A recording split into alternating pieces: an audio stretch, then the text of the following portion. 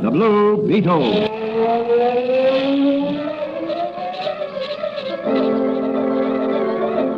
Sweeping down upon the underworld to smash gangland comes the mysterious, all-powerful character who is a problem to the police, but a crusader for law. In reality, Dan Garrett, a rookie patrolman, loved by everyone, but suspected by none of being the Blue Beetle. As the Blue Beetle, he hides behind a strange mask and a suit of impenetrable blue chain armor, flexible as silk, but stronger than steel.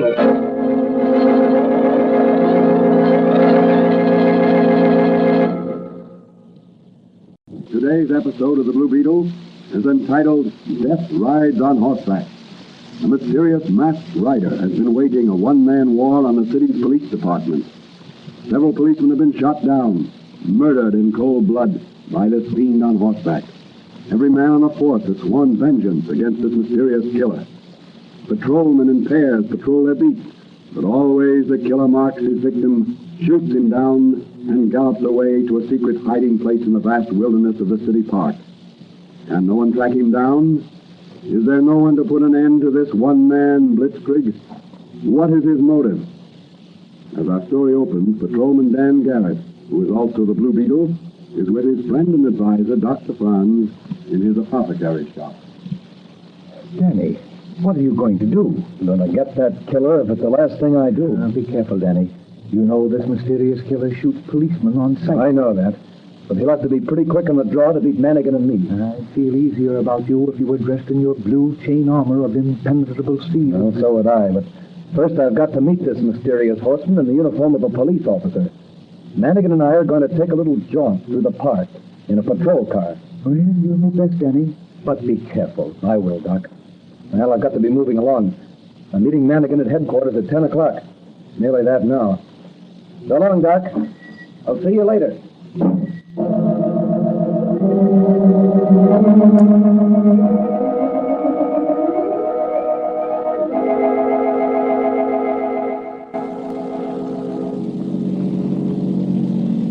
Well, as I see it, Danny, this mysterious killer may be the Blue Beetle. What makes you think that? I don't know. It's sort of a hunch I have. But the Blue Beetle has never been a killer.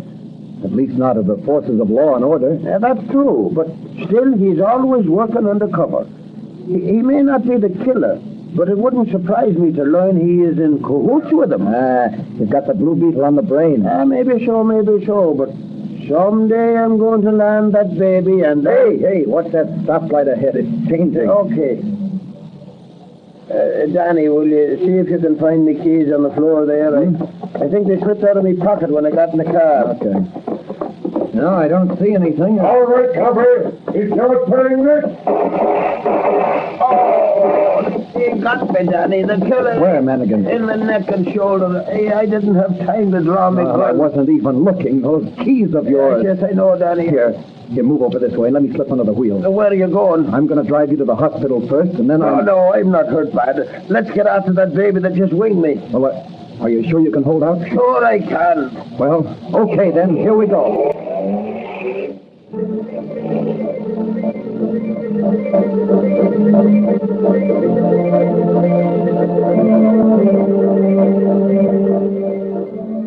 Off through the park sped the police car after the murderous horseman. Twice the two policemen spied him galloping across the great lawn and around the reservoir.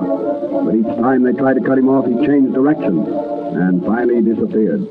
Late that night, at the little apothecary shop. Dr. Franz. Hey, Dr. Franz, where are you? Oh, hello, Danny. Well, what's up? I just ran into the killer. You're not hurt? No, he got Manigan, though. Dead? No, nothing serious, they said at the hospital. Flesh wounds, that's all. How did it happen? Well, we stopped for the traffic lights in the park.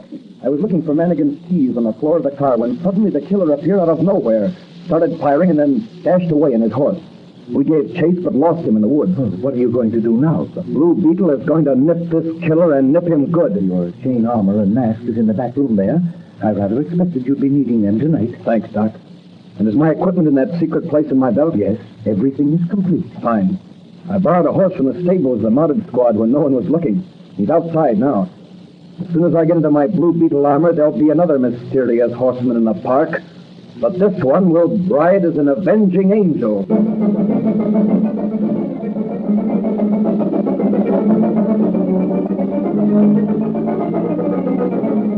Will the Blue Beetle catch the mysterious killer on horseback? What will happen when these two horsemen meet?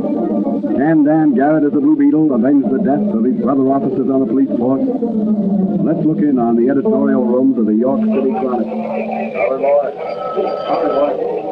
Hello? Hello? Yeah, that's the Chronicle. Okay, give it to me over the phone. Charlie, I'm worried about Joan Mason. About on this mysterious killer case. Yeah, I didn't assign her to it. In fact, I tried to discourage her, but she insisted she was tired of writing about gardens and babies and society chit-chat. Said she craved action. She'll get action if she runs into the killer. Yeah, that's what I'm afraid of. I've got a couple of our men tracking her just in case. She's got that stuff reporters are made of, or I don't know anything about her. I guess you're right. Crane speaking. What? No sign of her since she what? Say, I told you not to let her out of your sight. I don't care what happens. Get back there and find that Mason girl and bring her in with you, or don't come back. What's up? That was one of the men I sent to train Joe. He said he saw her disappear behind some bushes at the foot of a cliff in the wildest part of the park. When he got up to that point, there was no one in sight. Just then he heard hoofbeats approaching. He hid and saw a horseman dash by him, and he... What do you make of it? I don't know. But I'm going to call the commissioner and give him this information. We've got to find that girl.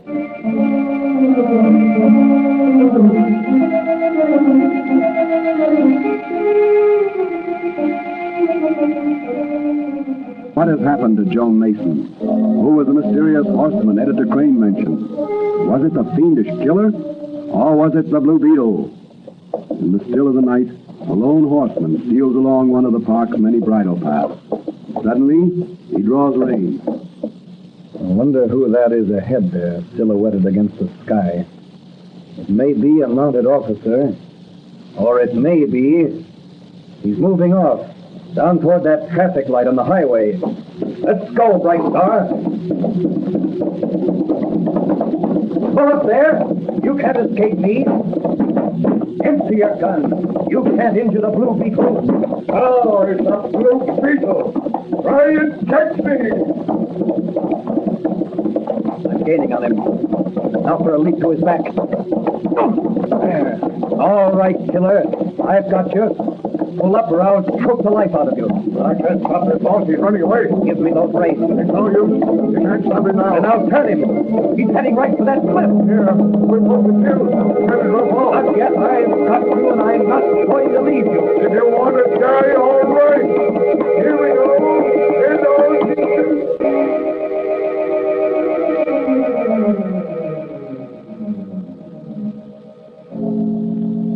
What happened? Did the Blue Beetle, riding behind the killer on the killer's horse, ride to his death against the side of the rugged cliff? In a cavernous hall, a masked figure stands over the prostrate form of the Blue Beetle. At last I have the pleasure of entertaining the Blue Beetle in my secret hideout. What happened? Where am I? You're in a subterranean hideout. My trained horse stopped short as we entered, and you flew over his head and landed on yours. But the rock wall. It opened to receive us. There's a secret entrance controlled by photoelectric cells, set up high in 2 trees outside.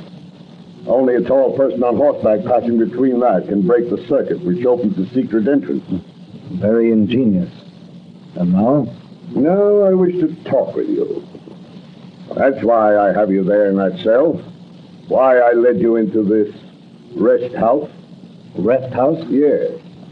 The Blue Beetle has been so active recently that we feel he should have a rest. Perhaps a permanent rest. Yes, I see. You say we. Then you are not in this alone. By no means. I'm only an agent.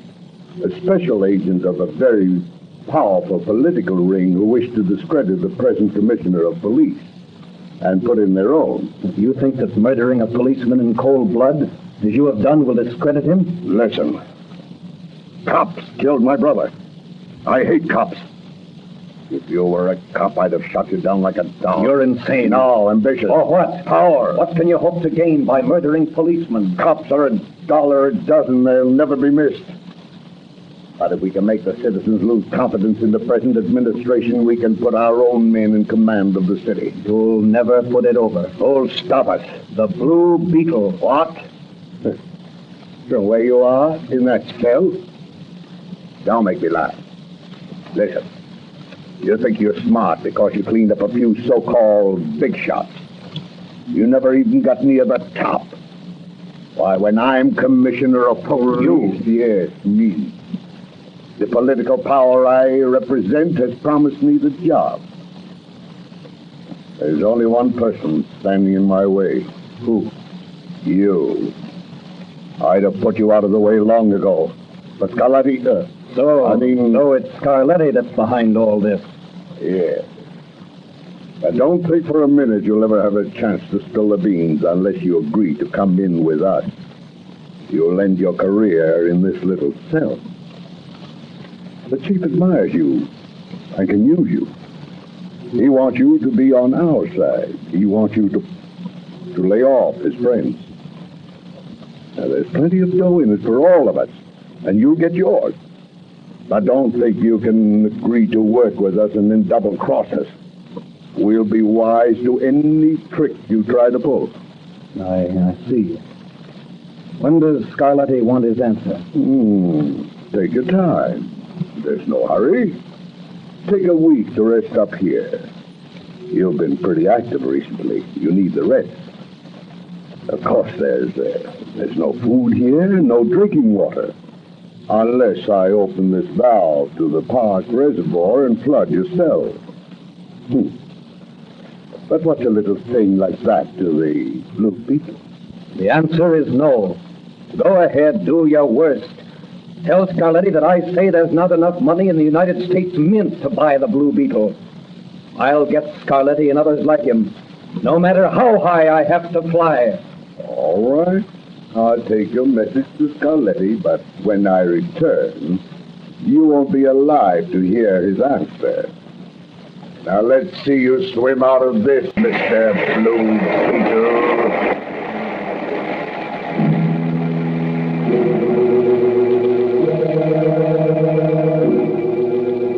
What will happen to the Blue Beetle now? Can he escape from this subterranean prison before the water reaches the level of his mouth? What has become of Joan Mason, the girl reporter who vanished just outside the secret hideout?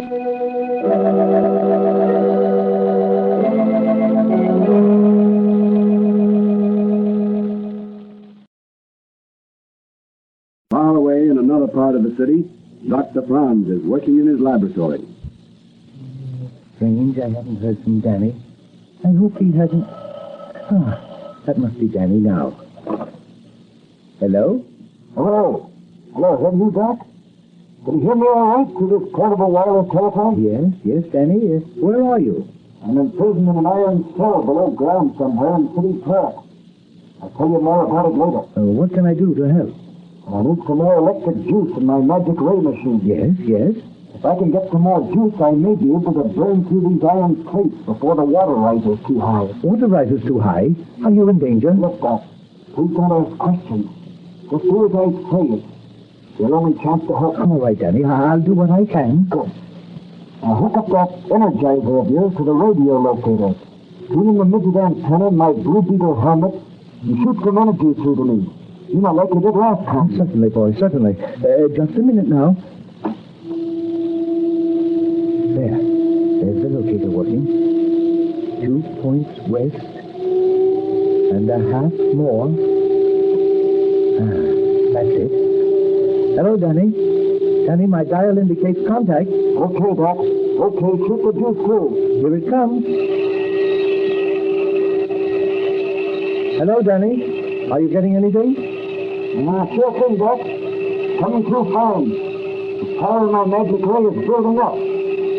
Now look, I'm going to try to burn my way out of here. I have to work above my shoulders. The water's up to my chest already. Well, hurry, Danny, hurry. Now, listen, Doc. Listen, here it burns.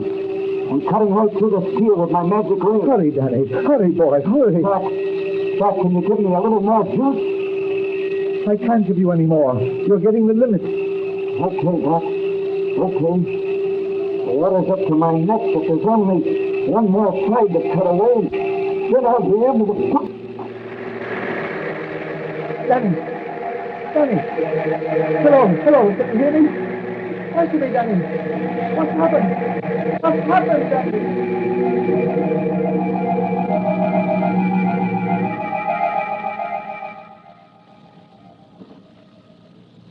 And so, Chief, I turned on the valve and let him drown. I am sorry. He was a clever boy, but too honest. What do you want done with that girl reporter? She must disappear permanently. I'll take care of it. Good.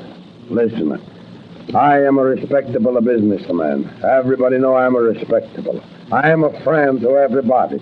You are my agent. You take care of things. Someday you'll be police commissioner. Thanks, Chief. And now you go. Take Rocco and a buggy with you. No, this way. Yes. Nobody must see you leave my house. And remember, if my name is connected with this, you will also disappear permanently.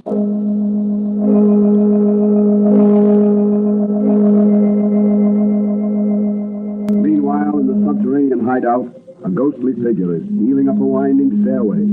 Ahead of him, a spotlight plays on the wall as he mounts. In the middle of that circle of light is a large blue beetle. What's that noise? Let me know! My paper will make it hot for you! Just a minute. I'll see what I can do for you. Who are you? The Blue Beetle. Yes, the Blue Beetle. Who are you? John Mason of the Chronicle. How did you get in there? Some man put me in here. Hey, don't ask questions. Get me out of here. I'm cold and I'm hungry. No, take it easy. I'll see if any of the master keys I have will fit. There you are. Thanks. Say, you're a good-looking girl. Never mind the compliments. Let's get out of this place. First, tell me how you got in. Well, I told the editor of my paper I wanted to work on this case. Dangerous work for a girl. Oh, I love danger. You must. Go on. Well, today I saw a horseman disappear in the bushes at the foot of the cliff. When he didn't reappear, I grew suspicious. So tonight I decided to investigate. Just as I pushed my way through the bushes, I heard a horseman coming. I ran along the foot of the cliff. I must have tripped and fallen because the next thing I remember, I was lying at the bottom of the old abandoned bear pit. Yes? And then what happened? I noticed a large iron trap door in the floor of the pit. I raised it and found a flight of stairs. It was pitch dark, but I decided I was going to finish what I started. So I descended. In pitch darkness? Yes, I've got to show that editor that a woman can make as good a reporter as any man living. I see. That accounts for it. Go on. Pretty soon, I turned a corner. I saw a light. By lantern light, a man was reading some documents. He must have heard me because he flashed a spotlight in my eyes. I turned to run, but it was too late. He grabbed me and put me in that room there where you just found me. How would you like to help me catch the killer? And also get a front-page scoop for your paper. I love it. Very well. I think we're going to see some action very soon. You stay hidden until I can get a gun for you. Can you shoot? Sure, I'm a Texas Ranger's daughter. I'll unlock the girl's cell and bring her down to my office. Oh, boy, will I. She's a beautiful. Why, it can't be. Why, he's... Very much alive and ready to nip. Rocco! Cover the exit. You mustn't get out of here alive. We'll see who gets out of here alive, you foul murderer. Your time's up. Oh, yes? Well, I can still shoot straight. Your killing days are over. You can't injure the Blue Beetle. Little kick with my foot and you're disarmed. And this, and you're out like a light. Come on, you thug, Roscoe or Paco or whatever your name is. You're first. Hey, boss, you get him from that side. And I'll get him from And the Blue Beetle will get you both like this, by the throat. I ought to strangle you both, but I'll let the law do that. You and your chief here and the old so reputable Scarletti. There, I'll just knock your heads together. Let go of you, and let you fall. Miss Mason, You can come out now. Oh, I'm already out. I had these men covered with the gun you kicked out of the killer's hand. That's fine. Now, here's your chance to get a scoop for your paper. Well, You know Scarletti? sure. He's the big wine distributor. Yes, and he's also the top man of the underworld. He's bigger than the Duke, the Octopus, and a lot of others. Really? That respectable businessman? The same. If his scheme for political control had clicked, the killer there would have been made commissioner of police. That murderer? Yes. What a diabolical scheme. Yes, the city would have been systematically robbed and the police made helpless. Oh, what a story for the Chronicle. Why, this story will make me. I hope so. What are you going to do? The Blue Beetle has one more call to make tonight.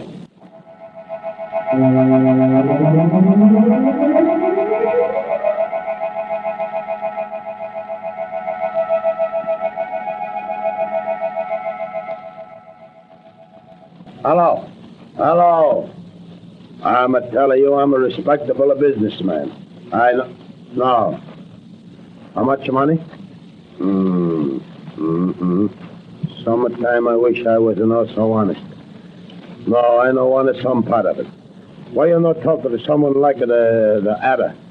He's a crook, but me, I'm a respectable businessman. Goodbye. The Blue Beetle. Yes, the Blue Beetle, you hypocrite. Why you come here? I'm a respectable... Yes, I know you're a respectable businessman to most of the world, but not to the Blue Beetle. What do you mean? You know, kind of pick... That's the noise. That's the law. Coming for you, Scarletti. No. Yes, your sins have found you out. Your candidate for police commissioner is already a prisoner. Incriminating documents connecting you with many murder projects and underworld rackets are in the hands of the York City Chronicle and will be published. Put down that gun, Scarletti. It's too late for... So, you choose suicide rather than face the music. Well, your death will help to clean up a lot of rackets. Open up in the name of the law and punch this door. Break it in, Patrolman Mandigan. The Blue Beetle has a present for you. All right, Blue Beetle. All right, I've got you covered. Wait. He's gone. Hey, Mannigan, look on the floor there. It's a lefty. He's wounded. There's a nose pinned to his body. Yeah. It is the Scarletti, king of the underworld. A present from the Blue Beetle to Detective Mannigan.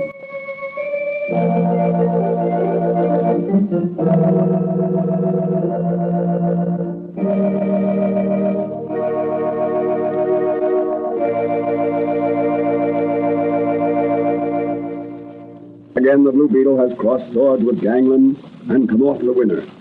Can the great city now rest in peace? Will the criminal element lie low now that their hypocritical chief has been unmasked? Let's look in on Dr. Fran's little apothecary shop. Well, Danny, you certainly had me worried when your voice was suddenly cut off in that flooded cell. Boy, that was a close call. The water rose to the level of my mouth just as I finished cutting a way out of it. So I had to swim underwater to the stairway, but when I reached that, I was safe. Well, now, Danny, you'd better get some rest. It's almost daylight. You can turn in on the couch now. Oh, thanks, Doc. I think I will. Excuse me. Hello? Who? Dan Garrett? Yes. Yes, he's here. Oh, Danny, it's for you. Okay. Hello? Dan Garrett speaking. Oh, hello, Mannigan. You did? Gee, that was great. You ought to get a promotion. Huh? Insurance racket. Well, that sounds like an interesting assignment. The commissioner wants to see me at 8 o'clock in his office? Okay, I'll be there. Good night. Sorry, Doc, I can't stay with you. I've got to get home and lay out my dress uniform. I'm due at the commissioner's office in a few hours, and I've got to look my smartest. So long, Doc. There's no rest for the law.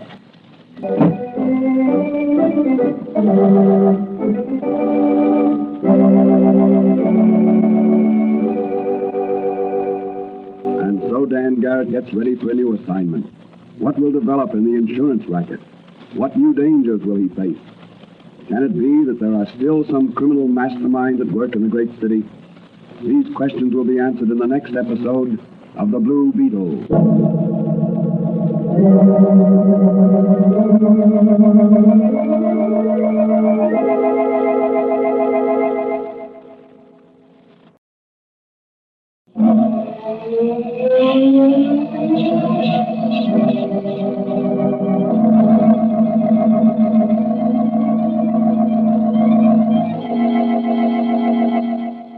The Blue Beetle is a copyrighted Fox feature appearing in Mystery Men Comics magazine on sale at your newsstand.